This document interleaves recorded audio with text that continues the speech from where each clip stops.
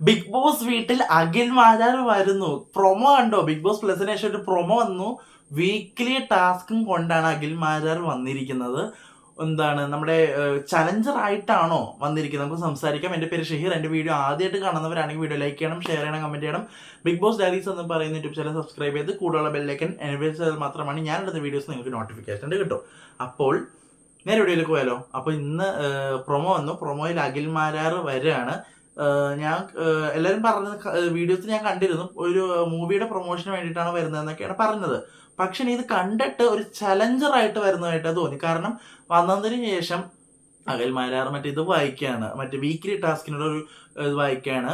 ലാലേട്ടൻ പറഞ്ഞ ഒരു സർക്കസ് കൂടാരം, ഒരു ഫാക്ടറി പോലെയാണ്, ആക്ടിവിറ്റി ഏരിയയിലാണ് നടക്കുന്നത്. അതിലെ HR ആയിട്ട് ന്യൂറയാണ്. ന്യൂറക്ക് തീരുമാനിക്കുക ആരെ വർക്കറാക്കണം, ആരെ കമ്പനിയുടെ സ്റ്റാഫ് ആക്കണം എന്നൊക്കെ ഉള്ള ഒരു സംഭവമാണെന്ന് തോന്നുന്നു കണ്ടിട്ട്. കാരണം വീക്കിലി ടാസ്കില് അഖിൽ മാരാർ വായിക്കുന്നുണ്ട് ന്യൂദില എന്നാണ് ഒരു ഇതിന്റെ പേര്.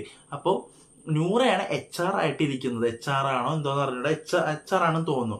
അപ്പോൾ വീക്കിലി ടാസ്ക് വായിക്കുന്ന അഖിൽ മാരാറാണ്. ഇനി ചലഞ്ചർ ആയിട്ടാണോ, അല്ലെങ്കിൽ ഫാക്ടറിയിൽ വരുന്ന ഒരു ഗസ്റ്റ് പോലെ, അല്ലെങ്കിൽ ഫാക്ടറി നോക്കി നടന്ന ഒരു എല്ലാമായ ഒരു ആളായിട്ടാണ് അഖിൽ മാരാർ വരുന്നത്. വീക്കിലി ടാസ്ക് ഒക്കെ വായിക്കുന്നുണ്ട്, അറിയത്തില്ല.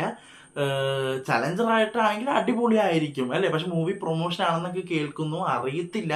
പ്രൊമോ എങ്ങനെയുണ്ട്? ഇതാണ് പ്രൊമോയില് അഖിൽ മാരാർ വരുന്നത്. എല്ലാവരും ഞെട്ടിത്തിരിക്കുന്നു. അയ്യോ ദേ വന്നു, നമ്മുടെ സീസൺ 5 അഖിൽ മാരാർ വന്നു എന്നൊക്കെ പറഞ്ഞിട്ട് എല്ലാവരും ഞെട്ടുന്നുണ്ട്. അതുപോലെ തന്നെ വീക്കിലി ടാസ്ക് വായിക്കുന്നു. ന്യൂറ HR ആയിട്ടാണ് കാണിക്കുന്നത്. ഇതിലാണെങ്കിൽ ജിഷിൻ വലിക്കുന്നൊക്കെ ഉണ്ട്, കാലോച്ചൊക്കെ വലിക്കുന്നുണ്ട്. എന്താണെന്ന് അറിയില്ല.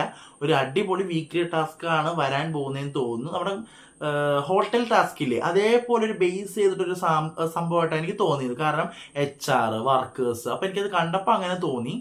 ഒരു ഫാക്ടറി മയമാണ് മൊത്തത്തിൽ, ആക്ടിവിറ്റി ഏരിയയിലാണ് നടക്കുന്നത്. അറിയില്ല ഇനി അഖിൽ മാരാർ കൂടാതെ സെറീനയും അഭിഷേക് ശ്രീകുമാർ വരുന്നു എന്നൊക്കെ ഞാൻ കേട്ടു. ഇത് കണ്ടു. പിന്നെ ഒരു ഫോട്ടോയും നമ്മൾ കണ്ടു.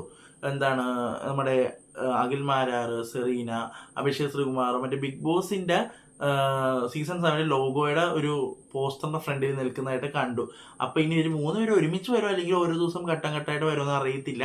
നമുക്ക് നോക്കാം. ചലഞ്ചർ ആയിട്ടാണെങ്കിൽ അടിപൊളിയായേനല്ലേ. നമുക്ക് നോക്കാം. നാളത്തെ എപ്പിസോഡ് ലൈവൊക്കെ കാണുക എല്ലാവരും. നമുക്ക് നോക്കാം എന്തായിരിക്കും നാളത്തെ വീക്ക്ലി ടാസ്കിൽ നമുക്ക് വേണ്ടി കാത്തിരിക്കുന്നത്. നമുക്ക് നോക്കാം. അപ്പൊ ഇത്രയുള്ളത് കഴിഞ്ഞ് ഇപ്പൊ എപ്പിസോഡിന്റെ റിവ്യൂ ആയിട്ട് ഞാൻ ഇപ്പൊ തന്നെ വരും, ഇപ്പൊ തന്നെ അപ്ലോഡ് ചെയ്യും. അപ്പോൾ അതായിരിക്കും. ബൈ.